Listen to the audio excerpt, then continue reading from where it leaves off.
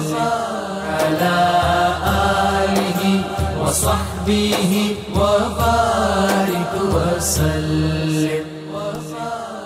الحمدللہ رب العالمین والصلاة والسلام علی سید الانبیاء والمرسلین. اللہم صلی علی سیدنا و مولانا محمد وعلی آلہ واصحابہ وبارک وسلم وصلی علیہ.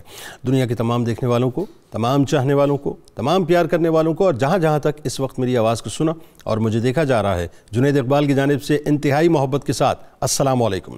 ایک بار پھر ناظرین، آپ کو پر نور صبح میں صبح نور کے ساتھ میں دل کی گہرائیوں سے خوش آمدید کہتا ہوں. اور آئیے بلا توقف چلیں گے حضرت ابو انیس محمد برکت علی علیہ رحمہ کی تالیف اسماء النبی کریم صلی اللہ علیہ وآلہ وسلم سے رسول اللہ صلی اللہ علیہ وآلہ وسلم کا ایک اسم مبارک پڑھنے اور سننے کی سعادت حاصل کرتے ہیں. سیدنا قائد العارفین صلی اللہ علیہ وآلہ وسلم، ہمارے سردار عارفوں کے رہنما، درود و سلام بھیجے اللہ آپ صلی اللہ علیہ وآلہ وسلم پر، آپ صلی اللہ علیہ وآلہ وسلم کی آل پاک پر، اور صحابہ کرام رضوان اللہ تعالیٰ علیہم اجمعین پر.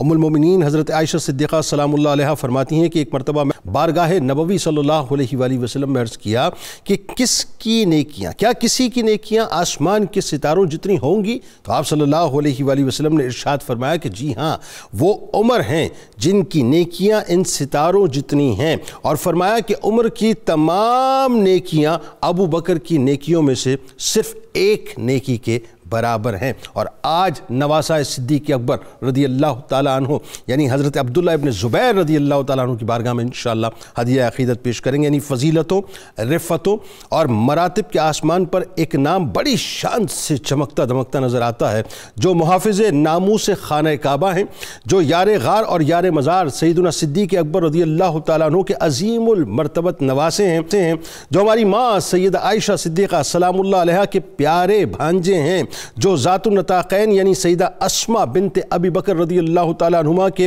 نور نظر ہیں، جو حواری رسول اور عشرہ مبشرہ کی کہکشاں کے تارے حضرت زبیر بن عوام رضی اللہ تعالیٰ عنہ کے جگر گوشے ہیں، جو تاریخ اسلام کی انتہائی اہم اور قد آور شخصیت ہیں، جن کی عمر مبارک اگرچہ حضور نبی کریم صلی اللہ علیہ وآلہ وسلم کے ظاہری وصال پاک کے وقت تقریباً 9 یا 10 برس کے قریب تھی، مگر اپنے شرف خاندانی، فضل و کمال، زہد و تقوی، حق گوئی، شجاعت اور دوسری خصوصیات کی بنا پر ان کا شمار اکابر صحابہ کرام رضوان اللہ تعالیٰ علیہم اجمعین میں ہوتا ہے. یعنی تاریخ اسلام میں عبداللہ نام کی 4 ہستیوں نے ناظرین عظمت اور شہرت کی آخری حدوں کو چھوا. ان 4 مصطفی ستاروں میں سے ایک سیدنا عبداللہ ابن زبیر رضی اللہ تعالیٰ عنہ کی مبارک ہستی ہے. ناظرین کرام، حضرت عبداللہ ابن زبیر رضی اللہ تعالیٰ عنہ ہجرت نبوی کے بعد مہاجرین کے وہ 9 مولود اول ہیں جن کی ولادت یہودیوں کے طعنے کا جواب بنی، اور جن کی آمد صحابہ کرام رضوان اللہ تعالیٰ علیہم اجمعین کے لیے انتہائی مسرت کا سامہ بن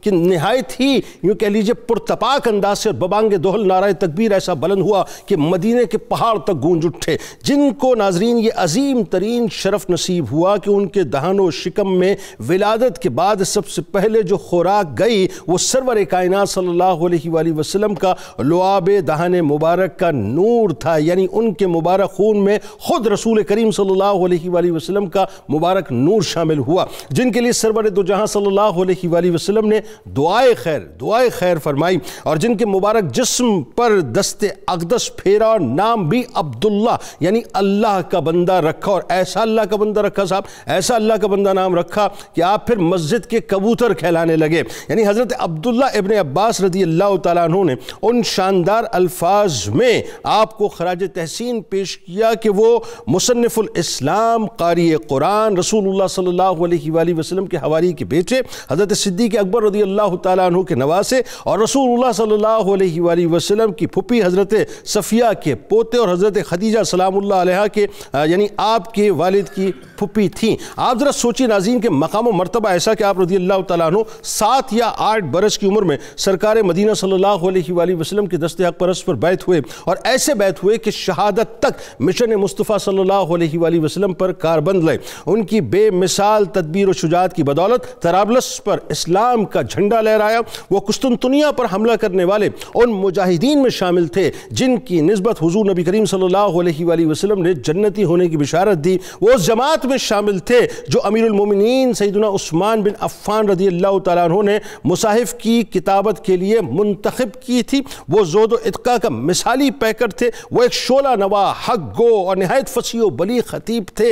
اسی وجہ سے آپ رضی اللہ تعالیٰ عنہ کا شمار قریش کے نہایتی نمایاں خطبہ میں ہوا کرتا تھا۔ ان کی نماز رسول اللہ صلی اللہ علیہ وآلہ وسلم کی نماز کی طرح یعنی ایک سچی تصویر تھی۔ عبادت، زہد و تقوی اور علم دین میں غیر معمولی مقام رکھتے تھے، اکثر راتیں قیام میں جبکہ دن روزے میں کٹتے تھے۔ اسی وجہ سے آپ کو مسجد کا کبوتر کہا جاتا تھا۔ وہ خانہ کعبہ پر لشکر یزید کی چڑھائی کے باوجود پتھروں اور آگ کی بارش میں انتہائی سکون اور اطمینان کے ساتھ عبادت الہی میں مشغول رہے۔ وہ علم و فضل کا بحر ذخار تھے۔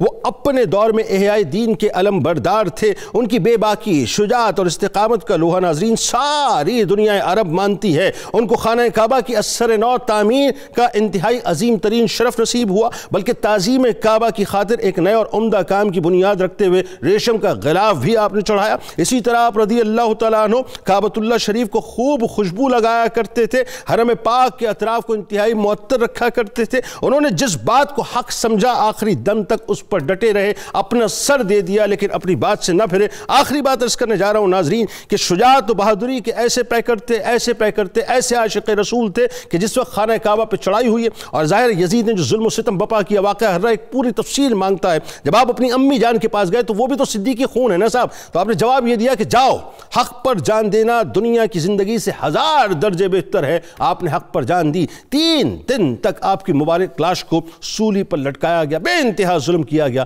لیکن آپ ہمیشہ حق پر ڈٹے رہے اور اس کے پرچم کو بلند کرتے رہے۔ ہمارے ساتھ 3 شخصیات اس وقت موجود ہیں، یا کسی تعارف کی محتاج نہیں۔ پہلی شخصیت ممتاز عالم دین ہے، میرے دل کے بہت قریب ہیں اور بہت عرصے بعد آج میسر آئے، محترم جناب مفتی محمد فاروق القادری صاحب تشریف فرمائیں۔ دوسری شخصیت ممتاز عالم دین جناب علامہ محمد احمد برکاتی صاحب تشریف فرمائیں، اور تیسری شخصیت ممتاز عالم دین جناب پروفیسر بشارت صدیق ہزاروی صاحب تشریف فرمائیں۔ تینوں آپ کو السلام علیکم، خوش آمدید۔ اور آخر میں انشاءاللہ ملک کے سینئر سناخہ، معروف سناخہ جناب الحاج اختر حسین قریشی صاحب منقبت کا نذرانہ پیش کریں گے۔ مفتی صاحب آپ سے آغاز کرتے ہیں۔ بلا تمہید خاندانی عظمت حضرت عبداللہ ابن زبیر رضی اللہ تعالیٰ عنہ کی ہماری تو صاحب کوئی اوقات نہیں کہ بیان کریں، بس حصہ ڈالتے ہیں صاحب ان رفتوں میں، اور یہ بھی بتائیے کہ اللہ تعالیٰ نے کیا خوبصورت رشتوں کی کہکشاں کہہ لیجئے، اس کو رشتوں کی مالا کہہ لیجئے، جس میں آپ رضی اللہ تعالیٰ عنہ کو پرویا، اور ایسا پرویا کہ یہ ہستیاں خود اٹسیلف جو اپنی جگہ انڈیویجولی جو ایک پوری کائنات ہے۔ بتائیے۔ بسم اللہ الرحمن الرحیم۔ خوبصورت اور معطر الفاظ کے حالہ میں آپ نے سیدنا عبداللہ بن زبیر کا خوبصورت تعارف پیش کیا، جزاک اللہ۔ سیدنا عبداللہ بن زبیر قریشی ہیں۔ ہمارے آقا کریم صلی اللہ علیہ وآلہ وسلم کا بھی خاندان قریش ہے۔ سبحان اللہ۔ سیدنا عبداللہ بن زبیر کے والد بھی قریشی ہیں اور والدہ بھی قریشی ہیں۔ سبحان اللہ۔ اور یہ یاد رہے کہ یہ قریش وہی ہیں جن کو رسول اللہ صلی اللہ علیہ وسلم نے فرمایا کہ انہیں خلق میں سے چنا گیا ہے، اللہ، اور ان میں سے بنی ہاشم کو چنا گیا اور بنی ہاشم میں سے مجھے منتخب کیا گیا۔ اللہ۔ تو یہ اس تسلسل کا حصہ ہیں جو رسول اللہ صلی اللہ علیہ وسلم کے آبا جن جن خاندانوں سے متعلق ہیں ان میں سے قریش ہیں، اور قریش کو سارے عربوں پر ایک فضیلت حاصل ہے۔ اللہ۔ تو اس طرح نسبی اعتبار سے یہ ایک آپ کا انفرادی شرف ہے۔ آپ کے دادی سے ہم بات کریں تو آپ کی دادی ہیں حضرت صفیہ، جو ہمارے نبی رسول کائنات صلی اللہ علیہ وآلہ وسلم کی پھپھی صاحبہ ہیں۔ آہا، سبحان اللہ۔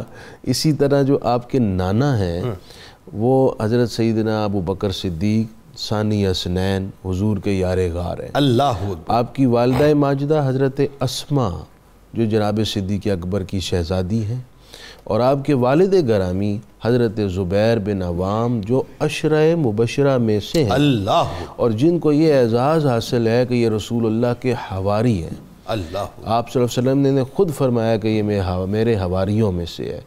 حواری دراصل اس صحابی کو کہتے ہیں جس کو نبی اپنا خاص دوست بنائے، جس پر نبی اعتماد کرے، سبحان اللہ، جس پر نبی ٹرسٹ کرے اور اس سے اپنی خاص باتیں شیئر کرے اسے حواری کہتے ہیں، جیسے عیسیٰ علیہ السلام کے حواری تھے۔ تو یہ اس امت میں وہ واحد ہیں، باقی سب کو صحابی کہا جاتا ہے، ان کو حواری رسول کہا جاتا ہے۔ یعنی تمام صحابہ کی جماعت میں یہ واحد سپرلیٹو ڈگری آپ کو عطا ہوئی ہے۔ سبحان اللہ، سبحان۔ اسی طرح حضرت عبداللہ بن زبیر رضی اللہ تعالیٰ عنہ کا یہ شرف بھی ہے کہ آپ کی خالہ ام المومنین ہیں سیدہ عائشہ صدیقہ رضی اللہ عنہ، جن کی عظمت و شان میں 17 قرآن مجید کی آیات اتری ہیں۔ سبحان اللہ۔ بلکہ سیدہ عائشہ صدیقہ کو خود جناب رسول اللہ صلی اللہ علیہ وسلم نے فرمایا کہ آپ اپنی کنیت اپنے بانجے عبداللہ کی نسبت سے، یہ کیسا شرف ہے؟ تو آپ کو ام عبداللہ کہا جاتا ہے، اور سیدہ عائشہ آپ کو اپنا بیٹا کہا کرتے ہیں۔ اللہ اکبر۔ اور آپ کی تربیت میں زیادہ حصہ سیدہ عائشہ صدیقہ کا ہے۔ سبحان اللہ۔ یہی وجہ ہے کہ سیدنا عبداللہ بن زبیر علم میں، فضل میں، تقوی میں کہا جاتا ہے کہ یہ رسول اللہ صلی اللہ علیہ وسلم کے خاص فیض یافتہ تھے بذریعہ سیدہ عائشہ صدیقہ رضی اللہ عنہ۔ سبحان اللہ۔ کیونکہ وہ سارا فیض رسول اللہ صلی اللہ علیہ وسلم سے جو سیدہ عائشہ نے حاصل کیا وہ آپ نے عبداللہ بن زبیر میں منتقل فرمایا۔ سیدنا عبداللہ بن زبیر کو یہ شرف بھی حاصل ہے کہ جناب رسول اللہ صلی اللہ علیہ وسلم نے آپ کا نام خود رکھا۔ جب آپ کی ولادت ہوئی تو آپ صلی اللہ علیہ وسلم نے ان جیسے آپ نے ذکر فرمایا کہ حضور نے اپنا نور لعاب عطا فرمایا اور ساتھ ان کا نام رکھا، اور یہ فرمایا کہ ہم آپ کے والد ابو بکر کے نام سے آپ کا نام رکھ رہے ہیں۔ آپ کے یعنی نانا جد سے کی نسبت سے آپ کا نام عبداللہ ہے اور آپ کی کنیت ابو بکر ہے۔ اچھا، ایک شخصیت یہ بہت مشکل ترین کام ہوتا ہے، اور یہ دیکھیں آپ کے اگر مثال کے طور پہ بلا تمثیل کہ والد کا اگر بڑا نام ہے یا دادا کا اگر بڑا نام ہے تو پوتا یا بیٹے کے لیے اس لیگیسی کو ٹو کرنا اور اس کو آگے بڑھانا بہت مشکل ہوتا ہے۔ عموماً جو ہے وہ شیڈ دادا یا والد کا جو ہے بھاری ہوتا ہے یا زیادہ وزنی ہوتا ہے، تو اپنے نام کو بنانا بڑا مشکل ہوتا ہے۔ لیکن یہاں دیکھیں حضرت عبداللہ ابن زبیر جو انتہائی خوبصورت جھرمٹ میں موجود ہیں، یعنی کائنات کی سب سے عظیم جھرمٹ اور سب سے قداور شخصیات کے، لیکن ان کا اپنا قد جو ہے وہ انتہائی ممتاز اور الگ سے نظر آتا ہے۔ اور کمال یہ ہے کہ عمر مبارک آپ کی جب سرکار علیہ السلام ظاہر ہے مطلب ظاہری پردے سے پہلے مطلب یہ 9-10 برس، لیکن وہی بات ہے اکابر صحابہ میں آپ کو شمار ہوتا ہے۔ دیکھیے میں ایک بات عرض کروں جنید بھائی، بندہ ہمیشہ اپنے کام سے اپنا نام بناتا ہے۔ تو ان لوگوں نے کام کیا، اسلام کے لیے محنت کی، جنگوں میں شرکت کی، اپنی جان پیش کی، آپ نے جن قربانیوں کو گنوایا، جن صعوبتوں سے وہ گزرے، اور پھر عبادات میں، علم میں، ہر میدان میں جو ان کی استقامت تھی، آپ کے کارہائے نمایاں اتنے بلند تھے کہ اس وجہ سے آپ کا نام بڑا ہو گیا۔ اللہ تو ان قد آور شخصیات میں آپ بھی قد آور اس لیے ہو گئے کہ آپ نے محنت کی۔ آج ہمارے یہاں پرابلم یہ ہے کہ ہم محنت سے ہم لوگ جی کتراتے ہیں۔ ہماری قوم میں اس وقت 50% سے زیادہ نوجوان ہیں، لیکن اکثریت نوجوانوں کی فارغ ہے، ایسا ہی ہے، کام نہیں کرتے، پتہ ہی نہیں۔ آپ گلی محلوں میں جائیں تو ایک ہجوم ہوتا ہے نوجوانوں کا، فارغ اور ویلے لوگوں کا۔ تو جس قوم کی اکثریت ویلی بیٹھی ہو، اس قوم نے پھر پہاڑ جیسے قرضے کیسے اتارنے ہیں، اس قوم نے اپنا کھویا ہوا وقار کیسے حاصل کرنا ہے، اس قوم نے اقوام عالم میں اپنی سپیس کیسے بنانی ہے۔ بالکل ٹھیک ہے۔ تو ہمیں ان شخصیات کی زیر سایہ یہ سیکھنا ہوگا کہ جیسے انہوں نے محنت کی ہمیں بھی محنت کرنی ہے، تاکہ ان کے نام کی طرح ہمارا بھی نام بنے۔ دیکھیں وہ جو کنیکٹیوٹی کی ڈور جو ٹوٹ گئی ہے نا علامہ صاحب، یہ بات انتہائی مناسب ہے۔ اس وقت اس کنیکٹیوٹی کی ڈور کو جو ہے دوبارہ جوڑنے کی ضرورت ہے بہت، اور یہ بھی دیکھنا ہے کہ جی ظاہر ہمارے اسلاف جو کچھ کر کے چلے گئے، ہم تو عشر اشیر بھی جو اس کا نہیں کر رہے۔ مہاجرین میں حضرت عبداللہ رضی اللہ تعالیٰ عنہ کی جو ولادت تھی، یعنی ہجرت مدینہ کے بعد وہ پہلی ولادت، اور یہودی اس وقت ظاہر ہے ان کو تو موقع ملنا چاہیے، وہ باقاعدہ تانے دیا کرتے تھے، یعنی آپ کی ولادت بنیادی طور پہ یہودیوں کو قدرت کی طرف سے ایک جواب بنی۔ وہ کیا منظرنامہ تھا ذرا بتائیے۔ پھر سرکار مدینہ صلی اللہ علیہ وآلہ وسلم کا خاص طور پہ آپ پہ اپنی عنایات کو برسانا، اپنا دست شفقت رکھنا، آپ کو عطائیں جو ہے وہ اپنا خاص طور پہ عطا کرنا، پھر آپ کی جو والدہ محترمہ ہے ذات النطاقین حضرت اسماء رضی اللہ تعالیٰ عنہ، جس انداز سے آپ کی تربیت کی، جو پیار کا انداز ہے، بتائیے ذرا۔ بسم اللہ الرحمن الرحیم۔ آج کا موضوع انتہائی اہم ترین ہے، اور اگر اس کو ہم یہ سمجھیں کہ حضرت سیدنا عبداللہ بن زبیر رضی اللہ تعالیٰ عنہ کی سالگرہ کا ہم پروگرام کر رہے ہیں تو بالکل درست ہے، چونکہ آج 17 جمادی الاولیٰ ہے، اور اسی تاریخ کو سن پہلی ہجری جو ہے وہ حضرت سیدنا عبداللہ بن زبیر رضی اللہ عنہ آپ کی ولادت، یعنی دوسرے لفظوں میں ہم صحابہ کی نعرہ تکبیر کے ساتھ اس وقت شامل، ان کی مسرتوں میں شامل ہیں اس وقت. تو حضرت سیدنا عبداللہ بن زبیر رضی اللہ تعالیٰ عنہ جہاں تک آپ کا دنیا کے اندر ورود مسعود ہے، اس میں ہمیں یہ چیز بالکل واضح طور پر نظر آتی ہے کہ آپ دیکھیے ربیع الاول شریف کے اندر 12 کو حضور صلی اللہ علیہ وآلہ وسلم نے ہجرت فرمائی، اور 12 سے لے کر 17 تک 17 جمادی الاولیٰ، یہ 2 ماہ جو درمیان میں بنے ہیں، اسی ٹائم پیریڈ کے اندر یہود کی دشمنی اسلام سے کس قدر زیادہ ہو چکی تھی 2 ماہ کے اندر ہی، کہ وہ مشہور کر چکے تھے کہ مسلمانوں کے ہاں کوئی نسل آگے نہیں بڑھے گی، یہ یہیں پہ ان کا دین ختم ہو جائے گا، جنہوں نے قبول کر لیا یہ مریں گے تو دین بھی ختم، آگے ہمارا دور ہی رہے گا، ہم پیچھے سے آ رہے ہیں آگے تک ہم ہی چلیں گے. یہ انہوں نے اس دور میں میڈیا وار جو آج بھی یہود کا طریقہ ہوتی ہے، یہ اس وقت انہوں نے شروع کی.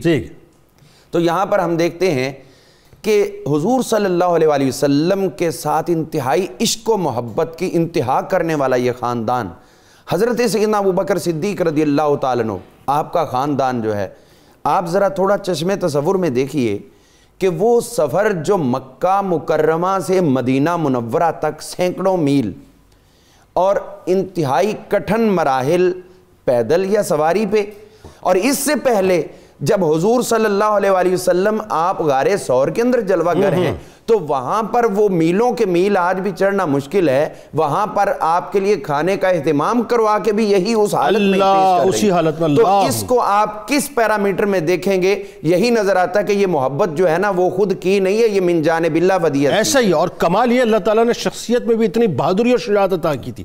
اور پھر جب یہ پہنچی ہیں قباء کے اندر تو اس سے پہلے وہ مشہوری ہو چکی، ادھر اللہ تعالیٰ نے حضرت سیدنا عبداللہ بن زبیر رضی اللہ تعالیٰ عنہ ان کی صورت میں لخت جگر عطا کیا.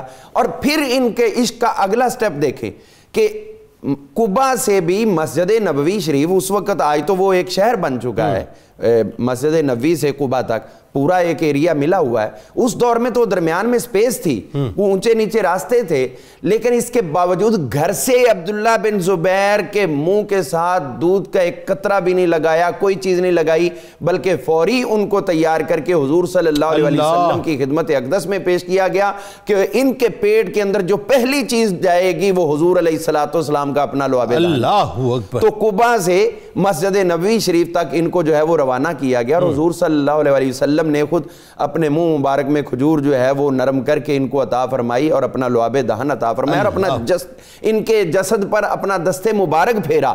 تو یہ بتا دیا کہ یہ ہماری محبت کا دنیا کے سامنے استعارہ ہے، آج ہم دے رہے ہیں، کل وقت آئے گا یہ ہماری محبت میں اپنا خون اسی طرح پیش کرے گا. اور پھر وہ ٹائم آیا جب ان کو حضرت سیدنا ابوبکر صدیق رضی اللہ تعالیٰ عنہ آپ نے اٹھایا اور پورے مدینہ منورہ کا چکر لگوایا. یہودیت تم کہتے تھے کہ نسل ختم ہو جائے گی، جس نے مکہ مکرمہ سے حضور علیہ السلام کی عزت و آبرو اور ناموس اس کی حفاظت کے لیے اپنے آپ کو پیش کیا، اللہ تعالیٰ نے اسلام کی آبیاری کے لیے پہلا پھول بھی اسی گھر کے اندر کھلا دیا. کہتے ہیں کہ بے انتہا مسرت تھی صدیق اکبر رضی اللہ تعالیٰ عنہ، تو اسی لیے اٹھا کے وہ چکر دلا رہے اور ساتھ میں دکھا رہے. اور پھر صحابہ کی وجدانی کیفیت، وہ نعرہ تکبیر بلند کر رہے ہیں اور جوش سے بلند کر رہے، اور جدھر بھی جا رہے ہیں لوگ ویلکم کر رہے ہیں. تو آج ہم بھی انہی کے اسی ویلکم کو کرنے کے لیے یہاں یہ پروگرام 92 پہ صبح نور میں کر رہے ہیں. اور پھر جب ہم آپ کے اگلے ایام کو دیکھتے ہیں تو وہ بھی حضور صلی اللہ علیہ وسلم کے ساتھ ان کا ایک بچپن،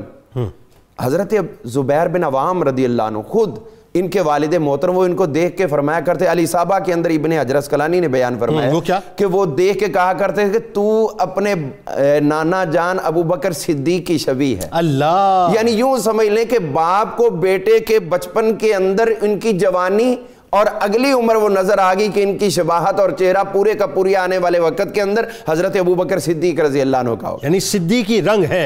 اور یہ وجہ ہے کہ وہ حق کی اور سچ کی علمبرداری جو ہے اس سے کبھی آپ نے ڈیویٹ نہیں کیا. اور اس سے یہ بھی لطف بنتا ہے، وہ حضرت زبیر بن عوام کہتے تھے کہ تم شبیہ ابی بکر ہو، اور حضرت ابوبکر صدیق رضی اللہ عنہ امام حسن و حسین کو دیکھ کے کہا کرتے تھے کہ تم شبیہ مصطفیٰ ہو. تو یہ سارے محبت کی فراوانی اور دنیا کو عنایتیں بکھیرتے ہوئے ہم دیکھتے ہیں کہ حضور صلی صلی اللہ تعالی علیہ وسلم کا ایک موقع آیا جب آپ نے پچنے لگوائے تو خون ان کو دیا کہ جا کے ایسی جگہ پہ ڈال دینا جہاں پر اس کی بے حرمتی نہ ہو سکے، تو آپ نے وہ نوش فرما لیا، اور نوش فرما کے جب واپس آئے تو آپ نے فرمایا اتنی جلدی واپس آ گئے، شہر سے باہر نہیں نکلا جاتا اور تم واپس آ گئے ہو. تو آپ نے خود حضور نے فرمایا، حضور خود فرما رہے کہ مجھے لگتا ہے تم نے نوش کر لیا ہے، تم نے پی لیا ہے. تو انہوں نے عرض کیا حضور میں نے نوش کر لیا ہے. تو حضور فرماتے مم مسا دمی دمہ لم تصبہ النار، جس کے خون میں میرا خون مل گیا اس کو کبھی بھی یہ دنیا کی آگ یا جہنم کی آگ بھی محسوس نہیں کر سکتی. اور ایک بات میں اس ضمن میں ایک اور بھی عرض کرنا چاہوں گا کہ یہ ان عظیم المرتبت ہستیوں میں آنے والے وقت کا ایک بہت بڑا جواب دے دیا. یہ 7 سال کی عمر ہے. حضرت سیدنا امام حسن اور حسین رضی اللہ تعالیٰ عنہ ان کا بھی بالکل ان سے بھی زیادہ بچپن ہے، اور ان کے ساتھ ساتھ عبداللہ بن جعفر، ان سب کو بلا کے حضور صلی اللہ علیہ وسلم نے خود ان کی بیعت فرمائی. اور 7 سال ان کی عمر تھی اور ان کی عمر اس سے کم تھی، تو یہ بیعت کر کے فرما دیا کہ آنے والے وقت میں ان کی صحابیت پہ کوئی انگشت نمائی نہ کرے، میں ان کو خود درجہ صحابیت عطا فرماؤں. کمال یہ کہ عشق جو ہے وہ عمر جو ہے اس کا محتاج نہیں ہوتا. آپ یہ دیکھیے کہ 7 برس کی عمر کیا ہوتی ہے، لیکن عشق خود پکار کے کہتا ہے کہ میں ہوں. لوگوں نے ایک بنا لیا نا جی جب تک بلوغت نہ ہو تب تک صحابیت نہیں ہے، تو حضور نے خود اس کا پہلے ہی جواب دیا. کیا کہنے سبحان اللہ. اللہ تعالیٰ نے آپ کو ذوق عبادت بھی کمال عطا کیا تھا صاحب، کمال ہی عطا کیا تھا. اور عبادت میں جو خشوع و خضوع کا عالم تھا، یعنی آپ کے رکوع، آپ کے سجود، آپ کا جو یعنی جس انداز سے آپ کپ کپاتے تھے اللہ کی بارگاہ میں، اور جس طلب کے ساتھ آپ مسجد کی طرف مچل کے جاتے تھے، انتہا ہے. بتائیے ذرا. بسم اللہ الرحمن الرحیم والصلاة والسلام علی سید الانبیاء والمرسلین. جنید بھائی، حضرت عبداللہ ابن زبیر رضی اللہ تعالیٰ عنہ اس مقدس جماعت کے فرد ہیں جن کے ذوق عبادت کو، خشوع و خضوع کو، ان کی عبادت کی کیفیات کو خود قرآن نے بیان کیا. کبھی قرآن کہتا ہے تراہم رکعا سجدا یبتغون فضلا من اللہ ورضوانا، تم ان کو دیکھو گے کبھی وہ رکوع میں ہیں، کبھی سجدے کی حالت میں ہیں، وہ اللہ کے فضل اور رضا کے متلاشی ہیں.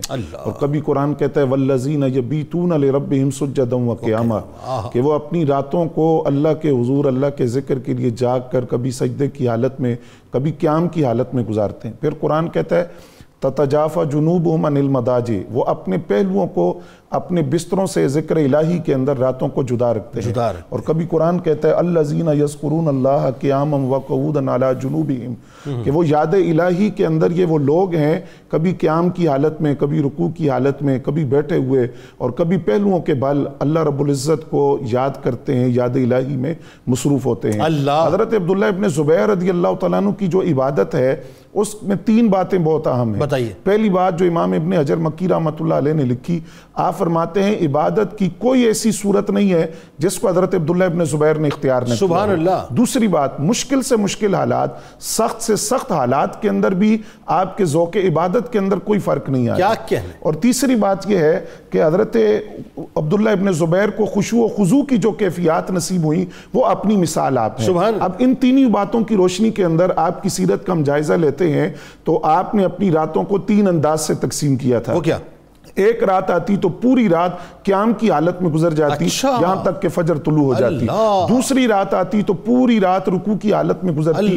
تیسری رات آتی تو پوری رات قیام کی حالت میں گزر جاتی. جب آپ کی والدہ حضرت اسماء بنت ابی بکر رضی اللہ تعالیٰ عنہ سے پوچھا گیا کہ آپ کے بیٹے حضرت عبداللہ ابن زبیر رضی اللہ تعالیٰ عنہ کی عبادت کیسی تھی، تو وہ فرماتی ہیں کہ 2 جملوں کے اندر فرمایا رات قیام میں گزرتی تھی، دن روزے میں گزرتا تھا.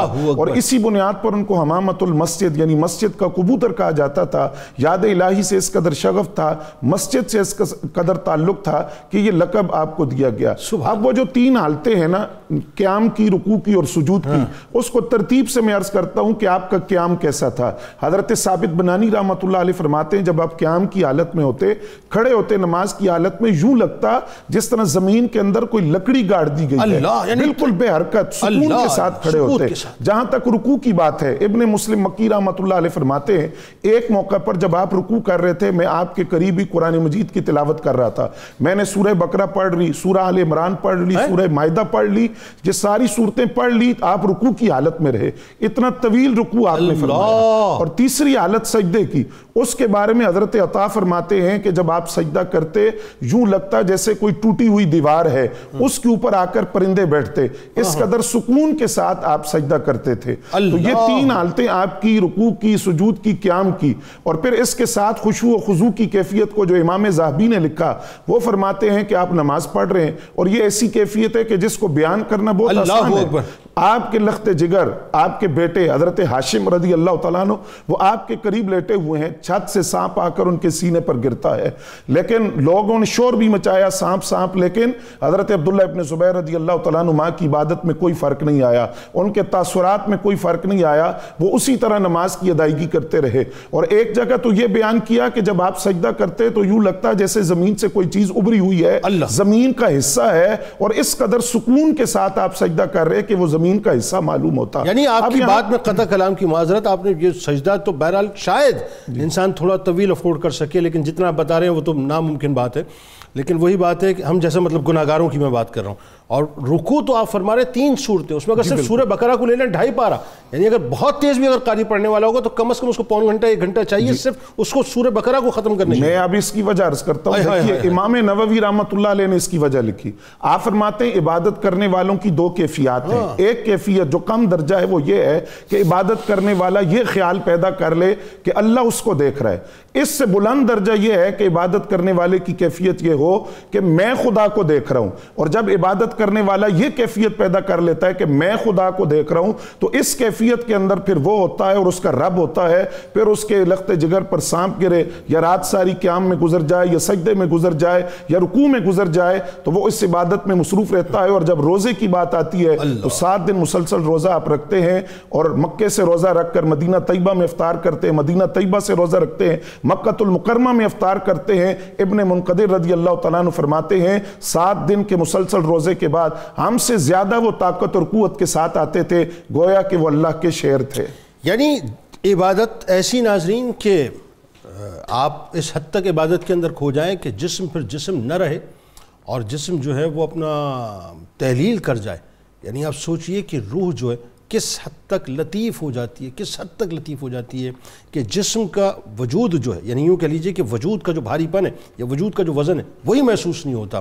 اللہ تبارک و تعالیٰ اس کا کچھ صدقہ بھی اگر ہمیں عطا کر دے صاحب تو ہمیں اپنی عبادتوں میں کتنا لطف آئے گا۔ درود پاک سرکار کی بارگاہ میں پیش کرتے لوٹ کر آئیں گے تو آپ کو بتلائیں گے کہ اللہ تبارک و تعالیٰ نے جو کعبہ معظمہ کی محبت آپ کو عطا کی۔ میں نے ابتدا میں ایک جملہ ادا کیا نا کہ آپ محافظ ناموس کعبہ مکرمہ ہیں، تو آپ کو بتلائیں گے کہ کعبہ مکرمہ سے آپ کی کتنی محبت اور مودت تھی۔ درود پاک سرکار کی بارگاہ میں۔ علی و سیدتنا فاطمہ و سیدتنا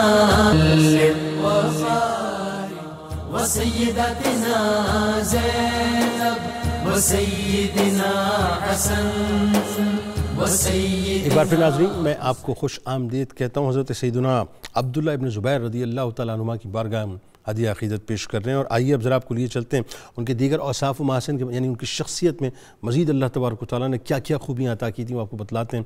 خاص طور پہ جو خانہ کعبہ سے آپ کی محبت تھی وہ بتائیے، اور ایک واقعہ جو ہوا تھا کہ جس میں شدید بارش کے بعد بھی آپ نے طواف کو ترک نہ کیا، وہ کیا ہوا، اور ایک اور چیز تاریخ اسلام میں ظاہر ہے رہتی دنیا تک یہ شرف آپ کے سر پہ سجا کہ کعبۃ اللہ کو پہلی مرتبہ ریشمی غلاف اگر کسی شخصیت نے پہنایا تو آپ بتائیے ذرا۔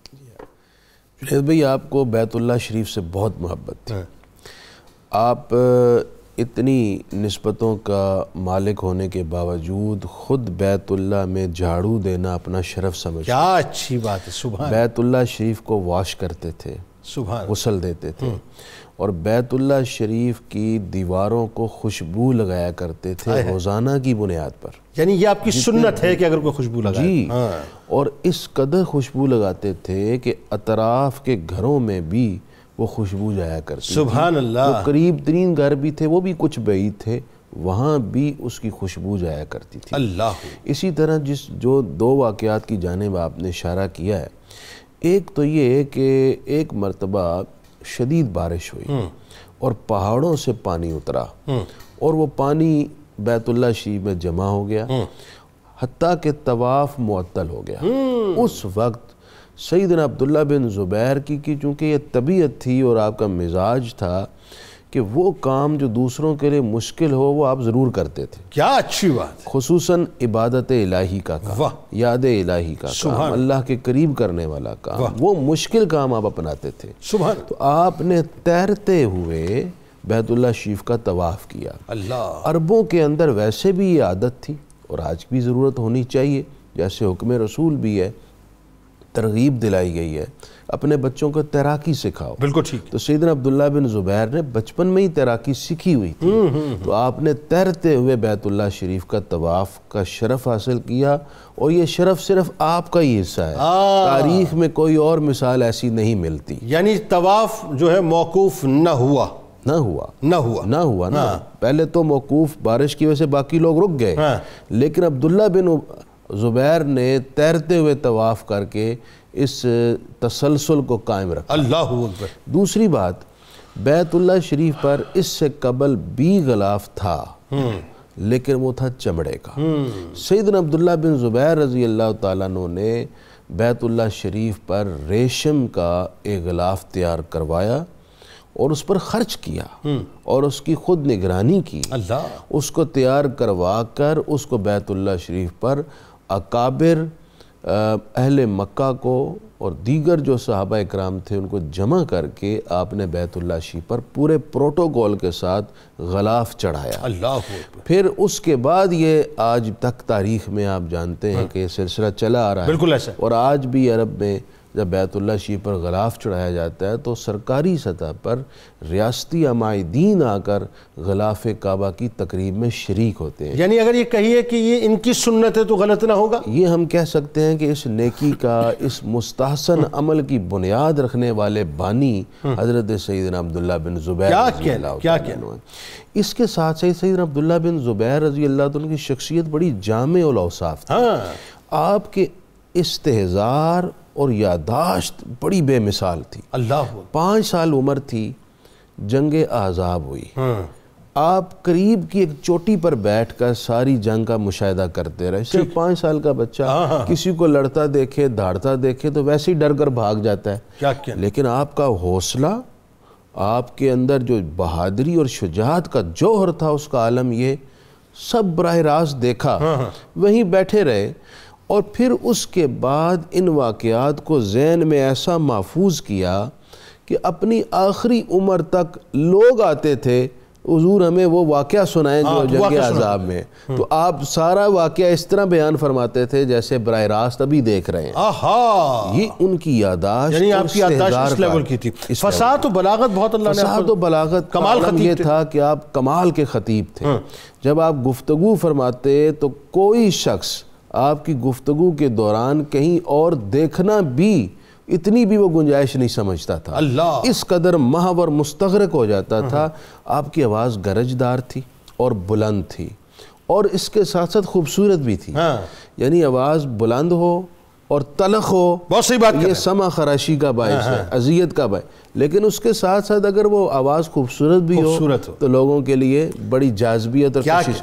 جب آپ بلند آواز میں گفتگو کرتے تو آپ کی آواز قریب کے پہاڑوں سے ٹکراتی, اور ٹکرا کر جب واپس آتی تو ابن عساکر میں لکھا ہے ایسا ماحول تشکیل پاتا تھا جیسے پہاڑ ایک دوسرے سے گفتگو کر. کیا کہہ رہے ہیں, یعنی ایک نغمگی تھی آپ کی آواز میں. علامہ صاحب یہ ذرا بتلائیے کہ اللہ تعالیٰ نے حضرت عبداللہ ابن زبیر رضی اللہ تعالیٰ عنہ کو جہاں اتنے اوصاف و محاسن عطا کیے, اس میں ظاہر آپ کی شخصیت کا ایک بہت اہم ترین پہلو آپ کی بہادری, آپ کی شجاعت, اور پھر جو نڈرپن, بلکہ میں اگر کہوں تو غلط نہ ہوگی, لیگیسی ہے بیسکلی. اگر اس لیگیسی کو دیکھیں حضرت زبیر رضی اللہ تعالیٰ عنہ وہاں سے منتقل ہوئی, اس لیگیسی کو دیکھیں آپ کی والدہ حضرت اسماء رضی اللہ تعالیٰ عنہ وہاں سے منتقل ہوئی, اور اس لیگیسی کو اگر آپ دیکھیں تو حضرت صفیہ رضی اللہ تعالیٰ عنہ, وہ جو یہودی کو آپ نے واصل جہنم کیا تھا, آپ کی دادی سے آپ کو منتقل ہوئی. یعنی چاروں طرف سے بہادری اور شجاعت جو آپ کو عطا ہوئی ہے. پھر جنگوں میں شرکت کرنا, مہمات میں جو کردار ادا کیا, بتائیے ذرا. جی میں اسی سے آغاز کرتا ہوں جو آپ نے ابھی حضرت سیدہ صفیہ رضی اللہ تعالیٰ عنہ کے حوالے سے بات کی ہے. تو اس میں یہ ہے کہ جب وہ بنو قریظہ کا معاملہ چلا, ادھر جنگ خندق تھی, تو آپ ایک بلند ٹیلے پہ پورا منظر دیکھ رہے تھے. اور صحیح مسلم کے اندر یہ حدیث پاک موجود ہے کہ حضرت سیدنا عبداللہ بن زبیر رضی اللہ تعالیٰ عنہ خود بیان فرماتے ہیں کہ اس وقت میں نے دیکھا کہ میرے ابا جی بنو قریظہ کی طرف گئے اور وہاں سے واپس آئے. ان کا آنا جانا میں نے 1-2 بار دیکھا.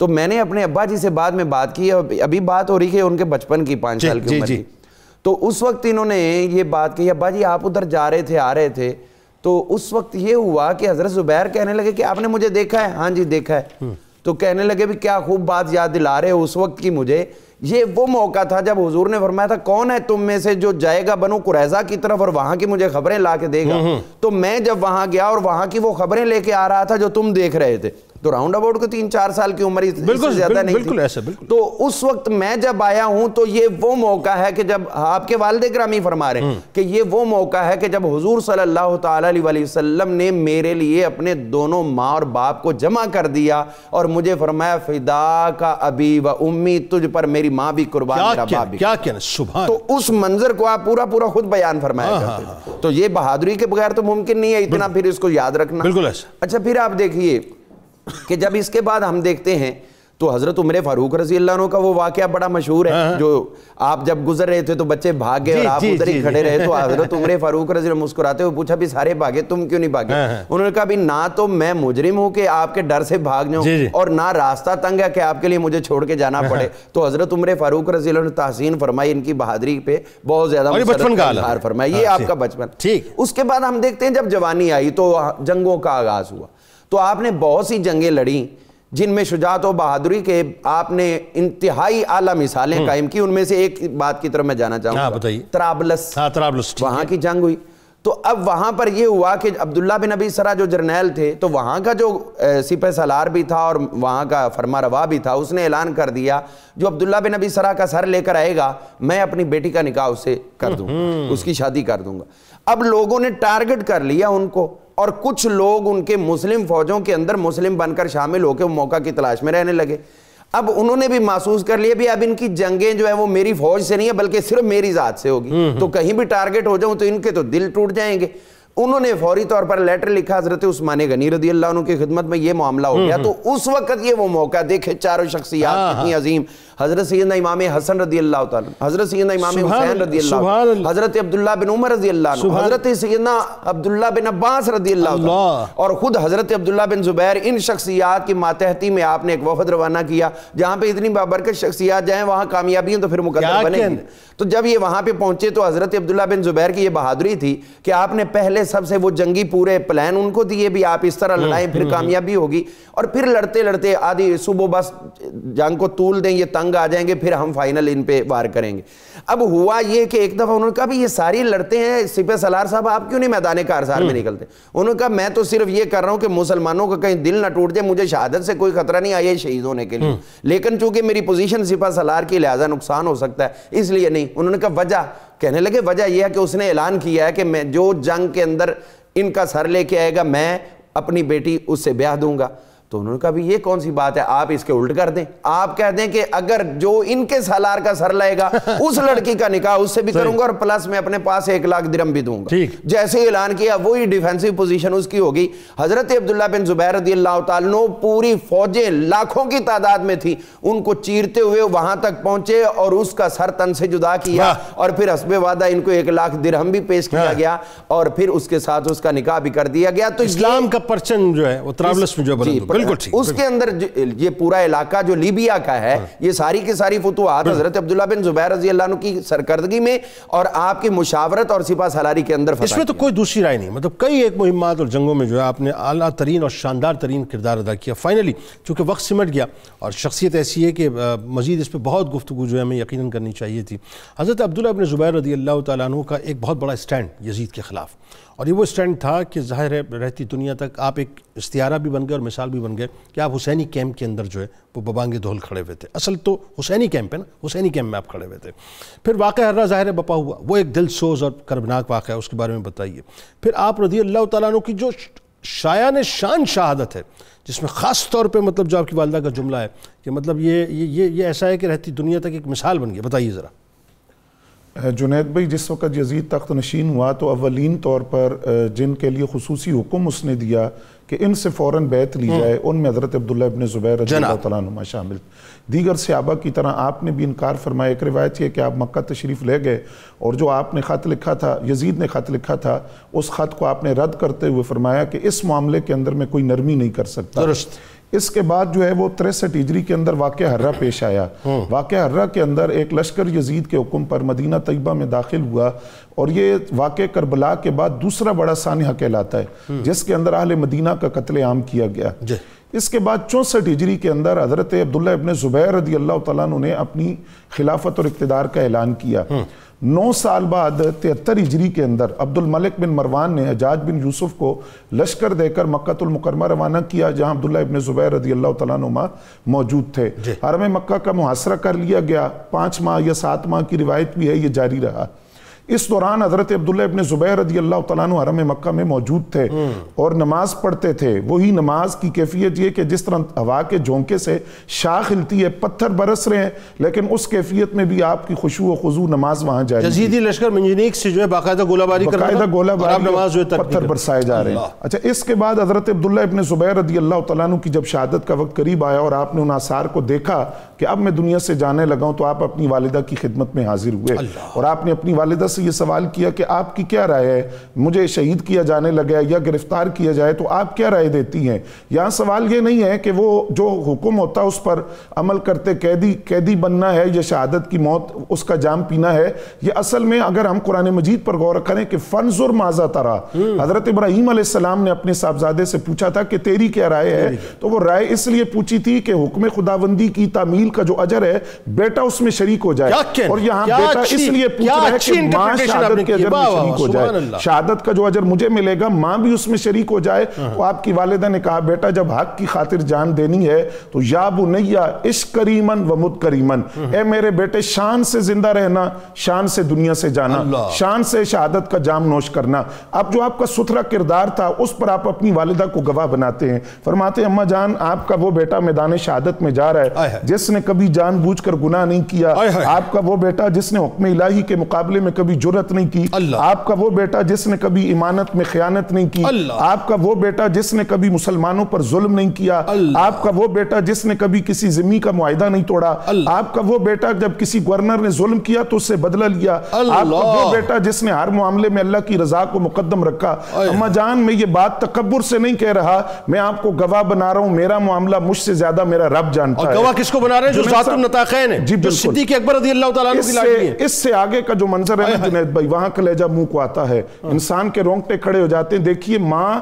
جو اپنی اولاد کو سردی کے تپیڑوں سے بچاتی ہے، گرمی کی لو سے بچاتی ہے، اپنے آنچل میں لیتی ہے کہ بیٹے کو کہیں لو نہ لگ جائے، سردی کا تپیڑا اثر نہ کرے، وہ ماں اپنے بیٹے کو رخصت کرتی ہے. کس طرح 100 سال کے قریب عمر ہے حضرت اسماء بنت ابی بکر کی، 73 سال عمر ہے حضرت عبداللہ ابن زبیر کی، بیٹے کو گود میں بٹھایا، 73 برس عمر ہے، 73 برس گود میں بٹھا کر بیٹے کو لاڈ کیا، پیار کیا. اور وہ کیا کیفیت ہے کہ بیٹا جانتا ہے کہ آخری ملاقات ہے، ماں جانتی ہے کہ لخت جگر سے آخری ملاقات ہے، بیٹے کو رخصت کرتی ہیں تو جسم پر ہاتھ پھیرتی ہیں تو ذرہ محسوس ہوتی ہے. فرماتی ہیں عبداللہ ابن زبیر سے یہ کیا ہے؟ اماں جان کے ذرہ ہے. فرمایا بیٹے جب حق کے راستے میں شہید ہونا ہے، صدیقی خون ہے رگوں کے اندر، وہ جرت وہ بہادری، تو اس ذرہ کو اتار دو. آپ ذرہ اتار کر میدان لشکر کی طرف روانہ ہوتے ہیں. وہ کتنی صابرہ اور شاکرہ ماں ہے. اور جس وقت آپ کو شہید کر دیا جاتا ہے 3 دن آپ کی لاش لٹکتی رہی، لیکن رواب رسول کی تاثیر تھی، خون صدیقی کی تاثیر تھی، آپ کا ستھرا کردار تھا کہ خوشبو سے مکہ المکرمہ کی گلیاں مہکتی رہی. حضرت عبداللہ ابن عمر رضی اللہ تعالیٰ عنہ جب وہاں سے گزرے، حجاج بن یوسف کے سپاہیوں سے نعرہ تکبیر سنا تو آپ نے فرمایا تھا تم سے افضل وہ لوگ تھے جنہوں نے نعرہ تکبیر ان کی ولادت پر بلند کیا. اور آپ نے فرمایا عبداللہ ابن زبیر تمہیں آخری سلام ہو، تم نماز کے پابند تھے، روزے کے پابند تھے، صلہ رحمی کرنے والے تھے. آپ کی والدہ کی خواہش تھی کہ میں اس وقت تک مجھے موت نہ آئے جب تک میں ان کی لاش کی تدفین نہ کروں. جب آپ نے تدفین کر دی تو کچھ عرصے بعد والدہ کا بھی وصال ہو گیا. کمال یہ کہ جس وقت آپ کی والدہ محترمہ نے آپ کے جسد اطہر کو دیکھا تو آپ نے ایک تاریخی جملہ فرمایا تھا. آپ نے فرمایا تھا کہ شاہ سوار ابھی بھی اپنی سواری سے نہیں اترا، ابھی بھی نہیں اترا. بہت شکریہ آپ تینوں. اب آپ تشریف لائے. ناظرین کرام آئیے حضرت عبداللہ ابن زبیر رضی اللہ تعالیٰ عنہ کے غلام کی بارگاہ میں آپ کو لیے چلتے ہیں. حجت الاسلام، شیخ الاسلام، شہزادہ اعلیٰ حضرت علامہ مولانا مفتی محمد حامد رضا خان قادری علیہ رحمۃ الرحمن ناظرین وہ ہستی ہیں جنہیں عوام الناس بڑے مولانا کہہ کر پکارتا تھے، اور ارباب علم و دانش نے حجت الاسلام کا لقب دے کر آپ کے علم و فضل کا باقاعدہ اقرار کیا۔ آپ نے تمام علوم اپنے والد گرامی اعلیٰ حضرت امام احمد رضا خان علیہ رحمۃ الرحمن سے حاصل کیے، اور 19 سال کی عمر میں آپ عالم دین بن گئے۔ ذرا سوچئے اعلیٰ حضرت نے جن علوم کو اپنے شہزادے کو منتقل براہ راست کیا ہوگا، ان علوم کا اور اس منتقلی کا عالم کیا ہی ہوگا ناظرین۔ والد گرامی نے آپ کو اوراد و اعمال بھی دیے، ذکر و اشغال بھی دیے، اور جمیع سلاسل طریقت میں آپ کو اجازت عطا فرمائی۔ آپ کو بیت و خلافت کا شرف نور العارفین حضرت سید ابو الحسین احمد نوری رحمۃ اللہ علیہ سے حاصل ہوا۔ آپ نے 50 سال تک فتاوی نویسی کی۔ آپ تمام علوم و فنون میں کامل دسترس اور مہارت تامہ رکھتے تھے۔ عرب و عجم کے بڑے بڑے علماء اور فضلاء نے آپ کی فصاحت و بلاغت، آپ کے علم و فضل کی یعنی یوں کہہ لیجئے کہ داد رسی نہیں کی، بلکہ آپ کو اسناد سے بھی نوازا۔ یعنی عالم یہ تھا کہ دنیا اسلام میں آپ کی شخصیت عظیم مقام و مرتبے کی حامل تھی۔ آپ خانقاہ قادریہ رضویہ کے سجادہ نشین اور امام احمد رضا خان علیہ رحمۃ الرحمن کے جانشین تھے۔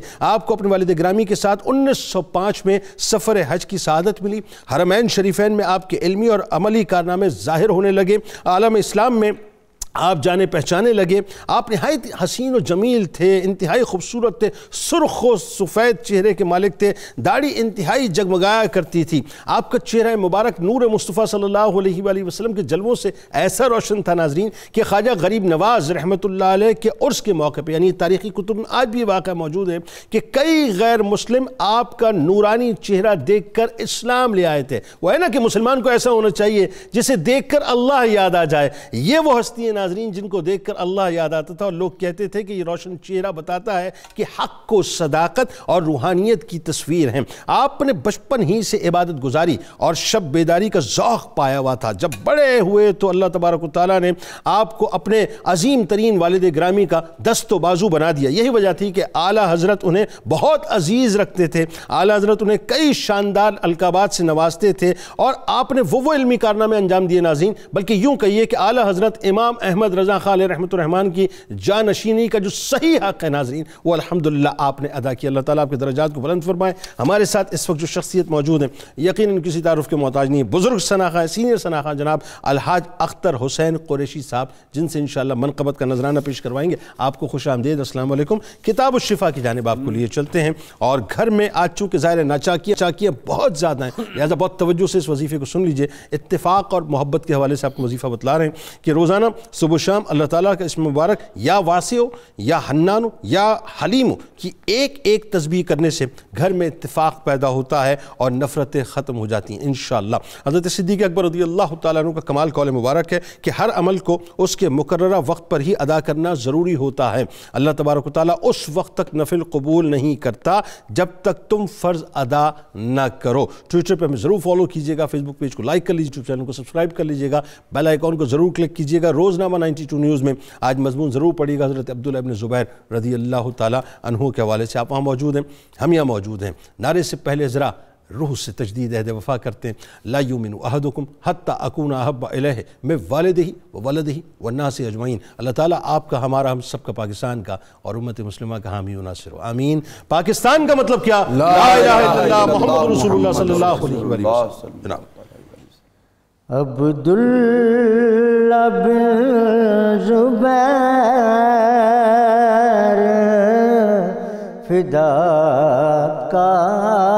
فداکار مصطفیٰ،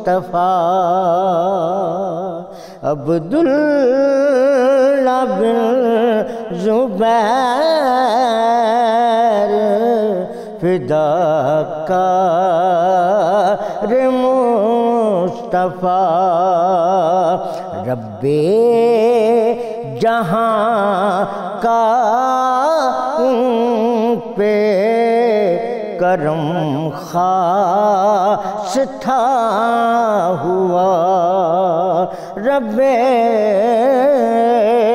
جہاں کا ان پہ کرم خاص تھا ہوا، عاشق تھے وہ حضور کے صدق و یقین سے، عاشق تھے وہ حضور کے صدق و یقین سے،